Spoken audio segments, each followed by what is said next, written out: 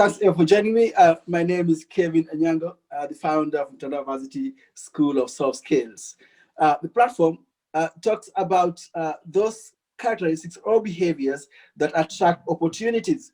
Today, I'm not alone. Today, I'm one and only Juliani. Welcome to the show. Yeah. Juliani Msani. Nashukuru sana kwa kuinvite. We've been up and about Kosana, but at least finally tumepatana. Yeah, that's when I be my fans. I got to tell fans, it has taken me, what, 6 months to bring you here? Uongo. Kweli. Gee, upatikane, you say. No. Nico. Maybe the channels, how to get me was the, but yeah. But we're here now, so I cannot complain, man. I cannot complain. Now, Juliani, I go straight to the point. I mean, you're a musician yourself. You've been here for what? 10, 15 years, and you're still going strong. What is the secret? Don't be a Siri. Hey, we may dive straight into it. I think for me, the most important thing was being grounded. And once you're grounded and you know where your source is, you become authentic, you become sure of yourself, and you become sure of your thoughts and what you have to offer the society. You're not driven by trends, you're driven by your belief and what you think should be. So understanding my place has really helped me stay in my lane, so to speak, and just focus on what's important and be courageous to do some of the things that normally people wouldn't have, steps that people wouldn't have taken. So I think for me, being grounded and knowing my source has been the most important part of the whole thing. But how do you remain authentic? You talk about being authentic. So how do you kind of maintain that? And the reason I'm asking this, Juliani, is there are lots of people that come to the industry or want to be a musician. After 1, 2 hits, they disappear. So what makes you kind of remain relevant throughout? Because for me, authenticity is about the courage to allow yourself to be wrong. So it means, but also the courage to even trust yourself that you might not be wrong. So it means, for me, I'm an individual, I'm unique. For all the 7 billion, whatever human beings in this world, in this generation, I think I'm unique. My voice is unique and it's valid. My point of view is unique and it's valid. My skills and what I offer is valid. It might be different from other people, but I'm so sure about what I have to offer that makes me remain authentic. Means that there's no wrong, there's no mistake, there's just me. And how I interact with the world is, of course, with kindness. You interact with the world, you're not trying to be forceful about who you are, but you know your priorities, you know what makes sense to you, you know your calling. And these are things that I've learned over the years. So it's not like something that just happened. So that's how I've tried my level best to remain. Yeah. But Juliani, I mean, that sounds interesting. But when you talk about being authentic or being grounded, these things, do you learn in school or is an individual? Now you talk about experience. You know, something in the same. You know, if you want to be a musician, you don't have that experience, but you need that kind. What you just said: be grounded, remain authentic, know who you are. How do you come to understand who you are? Is it a process? Is it something you can learn, or is it an inborn thing? I think if you're curious enough and if you're curious and you don't settle for less, the standards that have been set by the world itself. Because I grew up, I'm 37 years old now, so I think like when I was 33, that's when the revelation and everything made sense to me. Because all along I was just trying to be the best rapper I can ever be. I was trying to be the best live performer, the best entrepreneur I can be. But the reason behind that was different from now. So for me, the most important thing was to try to dig deeper in who I am, what makes me, and the process was basically to not settle for what everybody says I should be. Like, I'm a rapper, so I need to have a big house, need to have a big car, I need to have many girlfriends, I need to be known all over, and everybody needs to ask for selfies. That's what I know. I need to have 1 million views on YouTube. That was the standardized way of looking at value. But for me, I had to redefine value for myself. And I was a good person, but I don't think I was a good man, where I define myself based on the tangible things instead of the intangible. And the intangible is kindness. The intangible is saying sorry when you, the intangible is love. Those are the most powerful things that even move the world, actually. But So, Julian, you're a millionaire. No, I'm not a millionaire. Yes, Julian, Julian, listen, we know who you are. I mean, apart from being a rapper, Nairobi.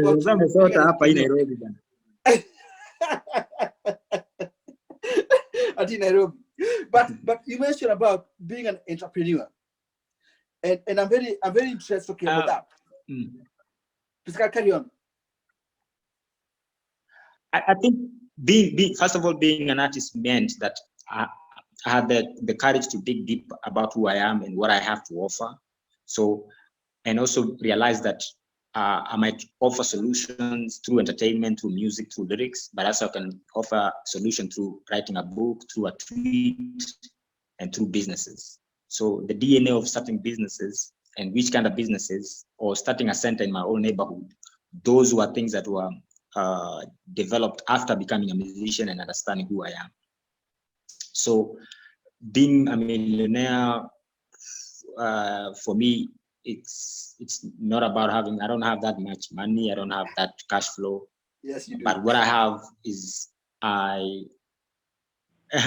what I have is I'm so sure about what I can offer the world and the value I offer the world. That's, I'm sure, and I know my source when it comes to that. So that's the only thing I offer the world. Anything that comes after that, the byproduct of that, can be visible or can be invisible, or can be tangible, it can be intangible. But for me, the most important is that now I understand who I am, understand what I get to offer, understand my calling, and that's the most important thing out of all this.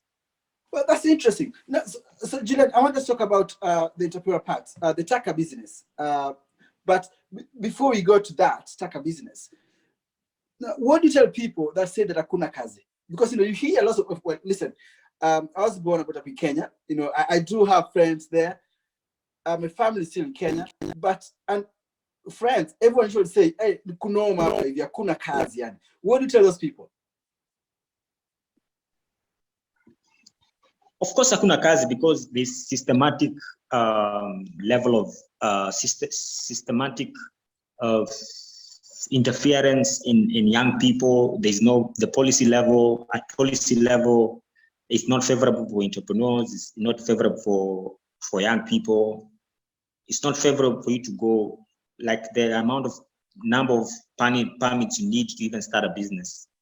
It's not favorable for anybody. So yes, hakuna kazi from that level, where the systematic, I call it violence, systematic violence that has been consistently imposed on young people so that they become dependent of that system. That has been there, number one. But number two, I feel like there's been an issue around us young people knowing who we are and being really good at what we've been entrusted with. So you can find a young person who's a graphic designer. They're really good, but they never deliver on time.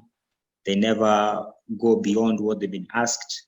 They never go certain level of excellence and stuff like that. So those are the two main things for me. Like, yes, there's the systematic violence that is being imposed and pushed to young people, which makes it difficult to succeed in this environment.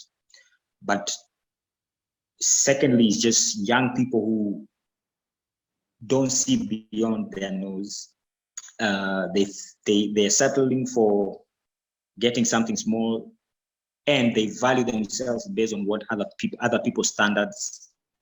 They value themselves based on the byproduct of money. They don't value themselves. Right. You're talking about the value, Yeah. Juliani. So you're talking about the value and why young people are staying without work. And you talk about the system, and you're talking about the other side where young people themselves, they don't see their value, or they kind of settle for less. So please carry on from there. Yeah, I'm just saying that if you believe in who you are and what your contribution to this world, to your surrounding, to your society, it means you will go beyond what you've been asked to make things work. So the biggest, like in the Dandora Hip Hop City, our community project, I always tell guys is that whatever I'm seeing around you right now is a representation of what is in your mind. So if I see a piece of paper in that street, in whatever down there where you're standing, then it means that's what is in your mind. Because for somebody who has a mentality of contribution and contributing to a society, they'll always go beyond what they've been asked to do. They'll always go some days beyond what they think should be done. So it means when I'm told to, when I'm sitting in an area and that place is not clean, I take it upon myself to make it clean, even if I've not been asked, even if I'm not being paid. So this is visible in how we look at volunteers and how people volunteer. People don't like volunteering because there's no immediate reward for that. Yet, so, Jen, are you saying, if you volunteer, if you stay among, so I was just asking, so are you saying that young stay people among lack people, work then ethics? that's how you learn, that's how you become better. Sorry, I was talking about the work ethics. So are you saying that young people, there are some people that lack work ethics? It's before So right word for it. I don't think it's work ethic. It's just because work ethic means that, for me, is that if you have a standard for yourself, if you think, if I come and clean up a place and I don't clean under the table, under the seats, I clean everywhere is clean and whatever.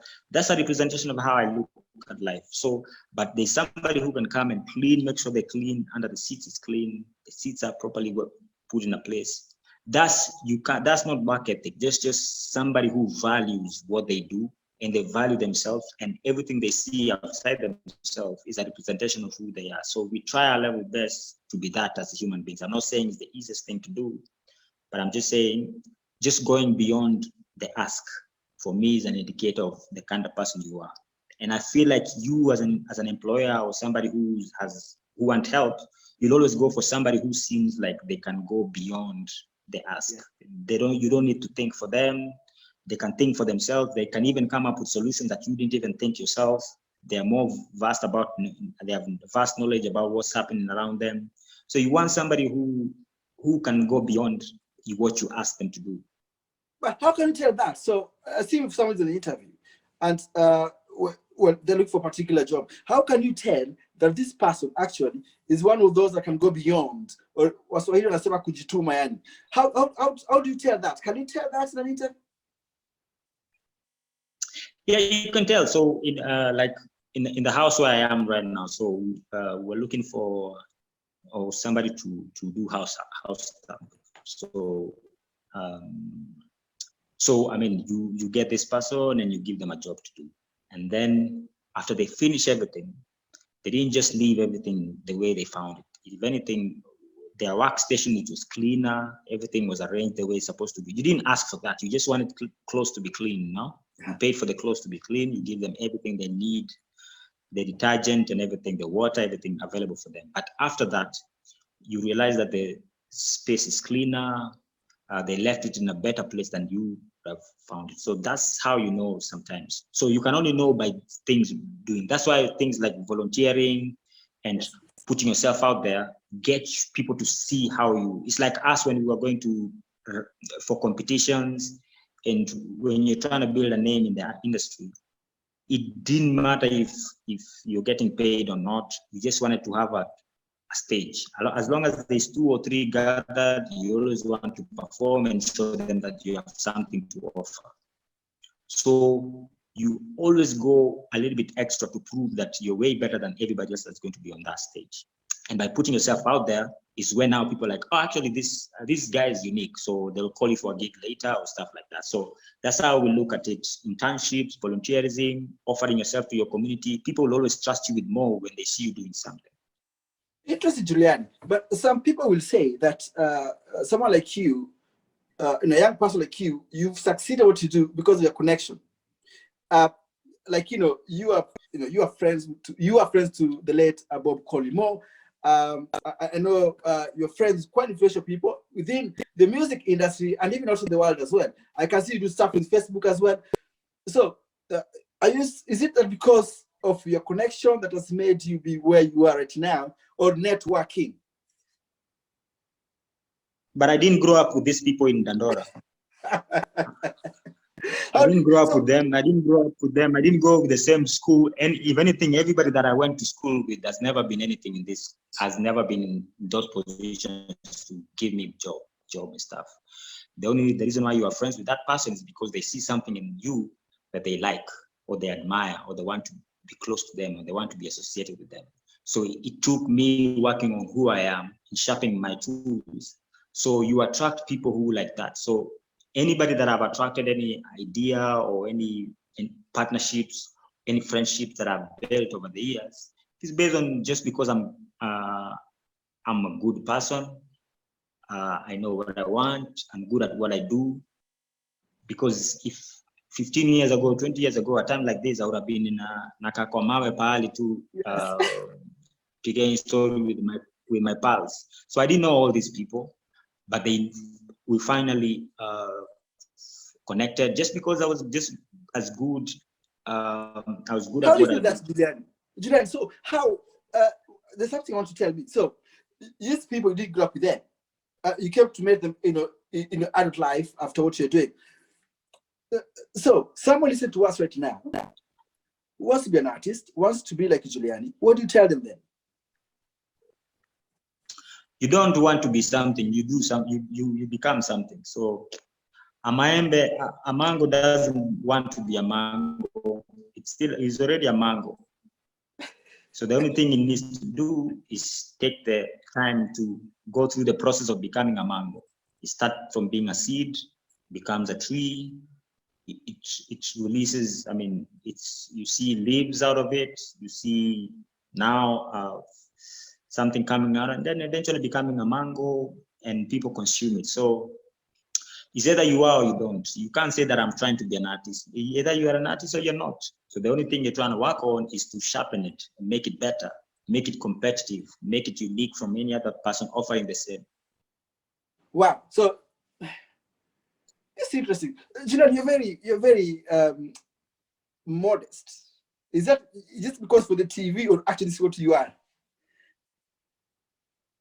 Modest, I mean, see, there's something about, for those people that don't know Juliani, please do Google his name, and you'll see what he does in Kenya. He's he's an award-winning artist as well.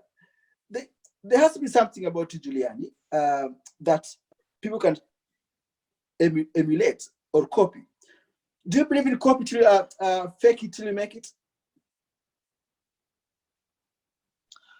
But if you're the real thing, why fake it? If you're the real deal, why fake it? Like I never believed for even once that I wasn't who I am.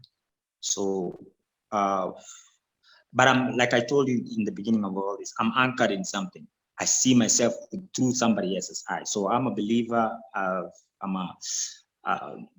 not a staunch Christian, but I'm I believe in what the Bible says. I believe in faith. So this is how I should look at myself. The world will look at a young person who grew up in Dandora, poverty and all that.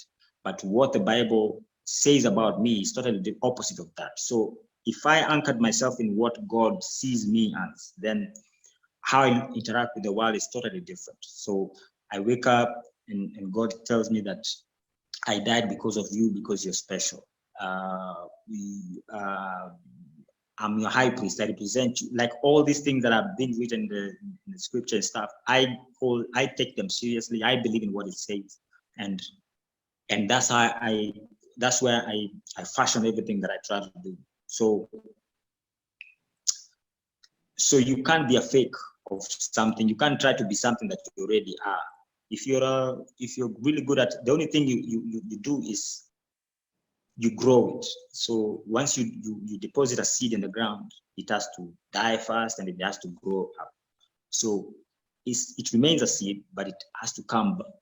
It has to first go down, the roots to spread up in the soil so that it's well founded, and then goes up. So if you don't work on your roots going down, which is the dirtiest part of the job, which is not the most celebrated part of the job, which is the most difficult part of the job, where a root has to go through the hardest part just to create its own path. And then now it has to go up before it goes up. So that process is always where people are not willing to go. And I'm lucky that I was willing to go through that, and I'm always going through that, but I know what I'm anchored into. I know what I'm supposed to do. I know who I refer back to, my anchor. So I'm everything that has been thrown my way, I see it as I'm a steward. So including my life is not mine, it's somebody else's. So I'm just a steward, I'm just managing it. So I have to make the best out of it. The day it's taken away from me, I'll be thankful of the privilege of even being alive, the privilege of being the one to write those kind of lyrics, to write those kind of songs, to build these kind of relationships. So that's my thinking around all this. Wow, Julian, I can spend the whole evening listening to you. I mean, I don't think people know this side of you, the inspiration part, because what we know, and not just in Kenya, but also in Africa, also in Kenya as well. People know that Julian is this rapper, always diving into music, but the other personality of kind of inspiring people. I've never seen this myself. This leads me to the last part of this conversation, Julian, is about mentorship. Do you think mentorship is overrated? Do you believe that? So today we are actually, earlier today, we're going through a 1 month program with 21 young artists. And these are artists who are trying to figure out their paths. They've been doing music for a while, so they're trying to figure out the business side of it. They're trying to figure out all this. And today I felt like I connected with them way more than if I spoke to them 2 years ago, because they've already gone through the process of trying to do things didn't work out. So now they're open to listen to what I have to say. So trust is never earned, it's given. So nobody ever, like, I can do whatever, I can have all my accolades and show people how great I am and how successful I am, but they get to decide what they're going to take out of a conversation with me. It's not me to push what I want them to hear or listen to. So when you talk about mentorship, I think it's from a place of, you have to reach a certain place as an individual to now allow other people to speak into your life or to speak into what you're trying to do. But I also have the realization that people always know what they need to do. They just need affirmation, or they need to be a pat on the back. They know what they need to do. They know what businesses they need to take up. They know what to say, where to go. The only difference is that sometimes they lack the courage to take the first step. So that's where mentorship or staff work. But people know from the word go who they want to be, where they want to go, and what takes to get where they need to get. So mentorship is never this overpowering thing that happens. It's basically at different junctions of your life or your career or something. you allow certain people to speak into your life, to give you the courage to continue your path. They're not going to tell you anything new, but they can spark something in you to continue the journey. So that's how I look at it. But some people say that mentorship, if I come to you to mentor me, some people say that I'm coming to you to give me a job. Isn't that how young people look at mentorship, or that's just my theory? First of all, so everything is safe. Everything is safe within a relationship. So if I come to you, and the reason why I'm having this conversation first, you say that you've been looking for me for the last 6 months. Yes. I don't know how I mean whatever you used, but when first Mommy told me that, hey Niaji, there's this guy looking for you, can you have a conversation with them? Just because I have a relationship with Boni, it means it was easier for you to get me. So everything is safe within a relationship. So the most important thing always is to build relationships. Once you build and relationship basically means that I'm not trying to always extract something from you. What I'm trying to do is contribute to you. And that's what sometimes internship does, where I just want to hang out around you and I want to make your life a little bit easier. At the same time, I'm learning. So the way we approach help, mentorship, whatever, I don't think comes from a place of a healthy place. It comes from extracting place. I'm trying to get as much from this person so that I move. I'm trying to get to his connections. I'm trying to get to his resources. I'm trying to get to his knowledge, but never from a place of service where I just want to be. And I'll give you an example. When you're growing up and starting music, Kalamashaka was the biggest artist at that particular time. That's right. And I was starting music, and what I used to do is I just needed to hang around them because they were so cool that I just wanted to be close to them. And anything that they needed, if they wanted somebody to send to the shops, they wanted somebody to clean their shoes, I could offer myself just to be close to them, just to be of value to them, to keep me around. Because when I'm around them, it means any crumb that comes or falls off, I get to feed from it. That crumb can be wisdom, can be a way of looking at life, can be how they do their business and stuff like that. So within that space of relationship, I get to learn, and it's sort of a shortcut for me to learn. And the same thing happened when I was with Bob.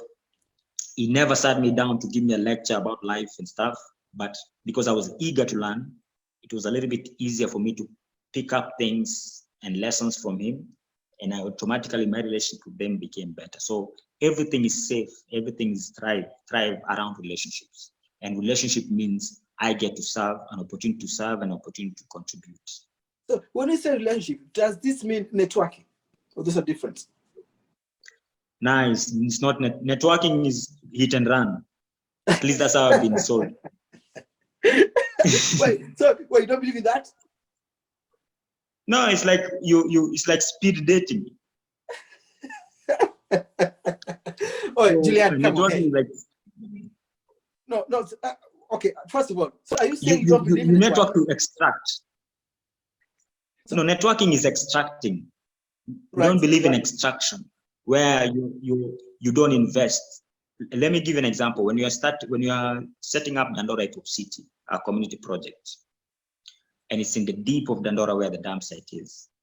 And initially, when we were starting the space, it took me 10 years to go back to my old neighborhood where I grew up, 10 to 15 years.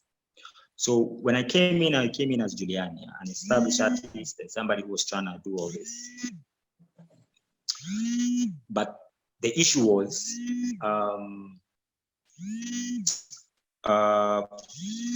every time I was going deep down to the space, I could get people asking me for money and stuff like that.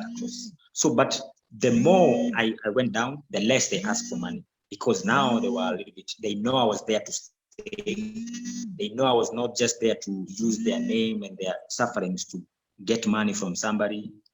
So based on that, I built trust, and they were willing now to even offer their time and their resources to help us build that community and that center.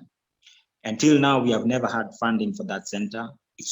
It's purely run by people there, and they contribute membership to be there and to run the center. So what I'm trying to tell you is that networking is always extractive because it doesn't come with responsibility. When things don't work out, you always run away from it. After all, you just pick a business card out of it. And there's chit chat. But relationship dictates that I'm going to spend my time, I'm going to spend my thinking, I'm going to spend my skill to make your life better. Even if I don't get paid immediately or I don't get paid or rewarded for it, I'm contributing to you. That's more like it. It takes time, it takes a lot of no thank yous, nobody giving you thank yous and stuff. So that's how I look at it. But Julian, you'll say that, for example, the campus students who are just finishing school, you will hear people telling them that, you go out and network will open opportunities for you. So you don't believe in that? Maybe what they meant is go out and serve and be of service to people. Wow, you're very good with the words. So it's not networking. So look, I've got a career, and sometimes when you go to, let's say, to dinners or to events, we call that we're going to network with people to understand what they do and get to be part of their circle of friends. So you don't call that networking, Juliani? No, that's extraction, that's manipulation, and that's everything, because you just want to get from people. You want to get their network, you want to, you don't care about them. You don't care about what they care about. You don't care if they had food. You don't care if they have marriage issues. You don't care if actually their business is working well. You don't care. You don't want to learn from them. You don't want to listen. That's extractive. I'm talking about relationship and service. Every day, the only way we are going to get ahead and if we're going to improve on this world is if we serve and we become of service to other human beings.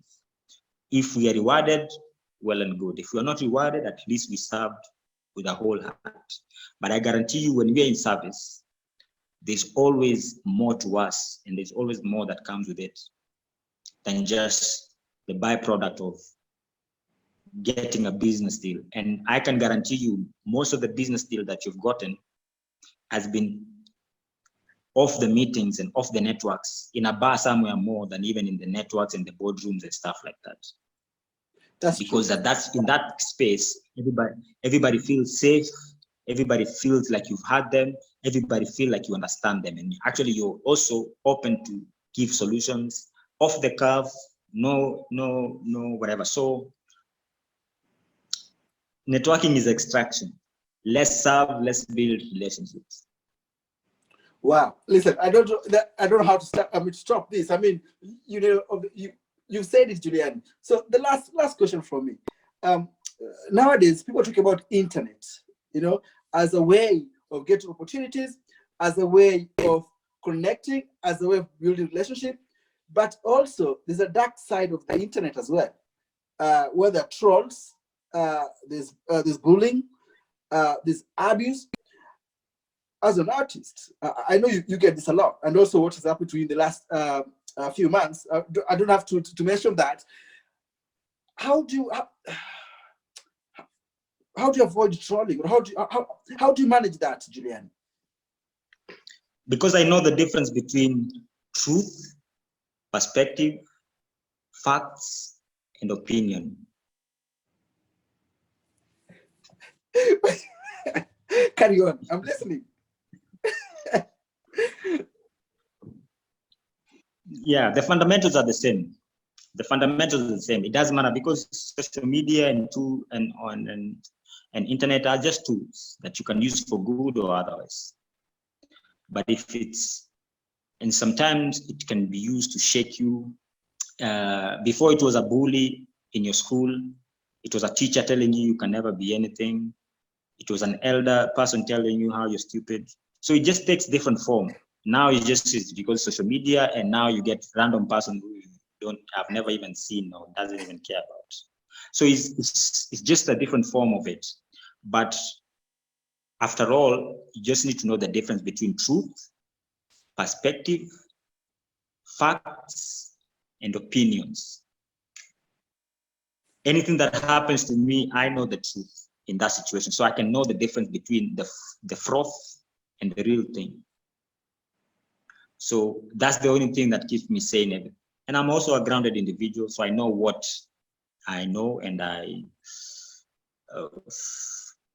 how can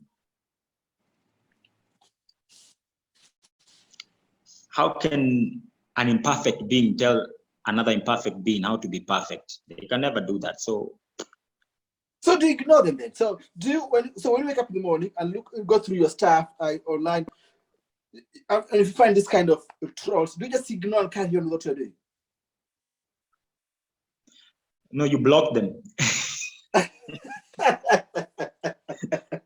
No, but you cannot, Juliani, you can't block the everyone. first thing when I wake up in the morning, the first thing I do is I try to read a verse a day, and don't look at my social media until a certain time of the day. So they don't decide the flow of my day that day. I get to decide that. I get to decide based on my plans, based on what God is telling me, and the conviction for that day. But also we have to accept that also there are good people who tell you that actually you've changed their lives and stuff like that. So we can't talk just about these guys, because these guys are people who are looking to be seen and to be heard. So they don't know how to do it apart from hate and expression. But there are people who actually come back and say, hey, this song changed my life. How you look at life changed my life. Can you tell me about this? So that's the majority. It's only that the minority who are hateful are allowed. But the majority are actually good people who are interested in knowing more and to want to learn about themselves. And so we focus on the hate more because it's too loud. It's always 20 people who talk a lot, but the majority are always quiet and will send you a DM, will meet you in the street and say hi, will share and buy your album. Those are the people I care about. I don't care about the minority.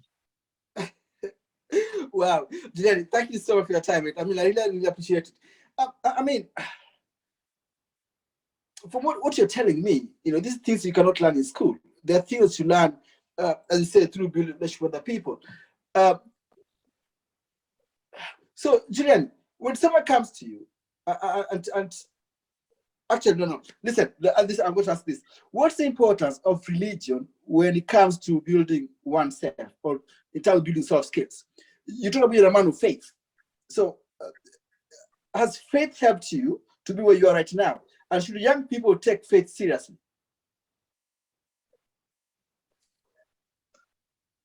No, religion is man's way of trying to get to God. We are not talking about religion here. We're talking about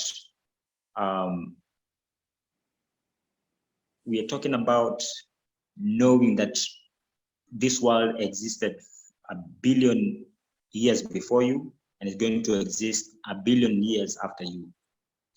There has to be a source to this. It can be science, it can be a boogeyman up there, it can be whatever. But based on the options that I've seen over the years, I prefer what I believe right now. I believe in the Bible, I believe in the Holy Spirit, I believe in Jesus Christ. I'm not saying the others are not good. I'm just saying this one works for me, because this one, the only thing it says is it tells me I just need to believe. I don't need to come with my clean shoes and clean. I just need to believe, and it will work. They will work from there with me. I don't need to be a saint to approach the throne. I just need to come as I am and believe. And once I believe that this thing exists and this person exists and can change my life, then they will be open to change my life over time. It doesn't happen immediately, because for me, I got saved 2005. I'm more convicted now than ever before. I thought I was a good Christian before, but today I'm a way better Christian than I was 5 years ago. And I'm sure in the next 2 years, I'll be a better Christian then. So, but it's better somebody who believes in something than somebody who doesn't believe in anything. Because if you don't believe in anything, you'll be thrown every day. Every day you're thrown everywhere. So you can believe in Christ, you can believe in a stone, whatever you believe in. as long as it's something that you're anchored in and gives you meaning in life, it works for you. But for me, this is what works for me. And I'm not going to preach. I don't preach to people about it. But since my life, since I get born again, my world has been, my life changed. It includes the account as well. The account? Yes, the bank account has changed too, isn't it? No, the bank account is still zero. Z, Juliani, tunakujua daddy. Usiogope. No. Me, I don't, and I have to, like, the truth, like, I have to tell you the truth. I don't have money in my account. I hardly have money in my account. Juliani, Taka Bank. Juliani, you run Taka Bank. You know, one of the most successful starters. Oh, Juliani, come on. You run Taka Bank. And I was surprised, at least in Glasgow, because what you do at Taka Bank is exactly what we're discussing about climate change. So, you know, Taka Bank is just a startup. Taka Bank is just a startup I started 3 years ago. Been putting my resources around it to build it. We don't make money from it. I'm actually investing more every time. But what I'm trying to get at is this, is that because I have Taka Bank, because I have Hip Hop City, I've always have provision to do them. I don't need to have bank in my account to as a byproduct of that. And the truth is, we need to relook at how we define things. We need to relook at how we define success. We need to redefine how we look at quality of life. Because quality of life means healthy mindset, healthy mental state, healthy body, healthy relationships, being of service to people. The bank account and stuff, there's a lot of people with money and they still can't get all this. They can't even buy these things.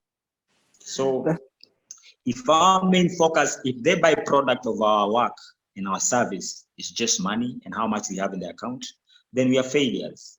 But if we have mental health, physical health, healthy relationships, and then we have money, then money becomes a tool. So does it mean if I have zero money in my account, I become depressed? I don't see myself of value? No. There's a song in one of my songs that were masterpiece. I say, Nikiroll na Bugatti, I'm still Juliani. Nikiva Patipati, I'm still Juliani. It doesn't matter my state of account. The only thing that matters is the quality of my being. That's the most important thing you can ever have in this world. And if I can express love and show love and be love to myself, to my community, to my family, that's the most beautiful thing that you can ever do in this world. When the money comes, and it will always come because it's easy to make money. Human beings have proven over and over that they can make a huge amount of money. But no human being has proven that you can love your enemy, that you can have a clear mental health, that you can have physical health all at the same time. Not many people can prove that, but people can prove that you can make a lot of money, you can have a lot of businesses, you can even have as many girlfriends as you want. But how many men do you know can say no when they're bribed? How many men do you know that can hug their enemies? How many men do you know that they can give their lives to somebody else? Those are how we need to value our life, and we have to define how we look at life. Wow. Oh, Juliani, man. I cannot thank you enough. And I've got to let people know that I've not paid you to come here on the show. You know, I know lots of times when I invite guests.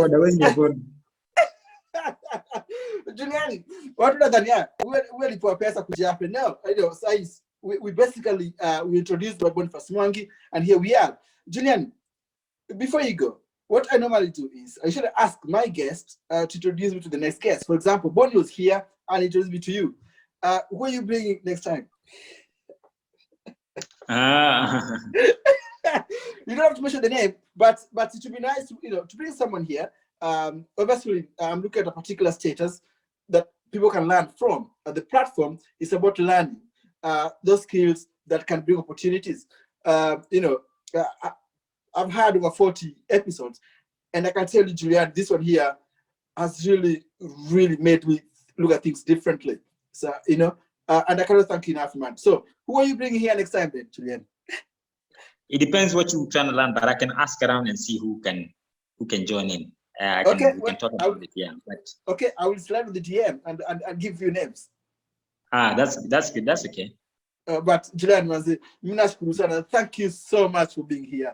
I really appreciate it. And I'm glad I'm part of the circle now. Sasa uzi niepa. Sina kujua nikuwa namba yako pia.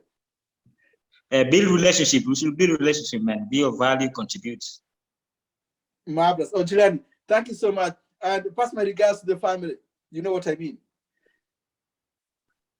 Definitely. Thanks, man. Do have a nice evening. Yeah.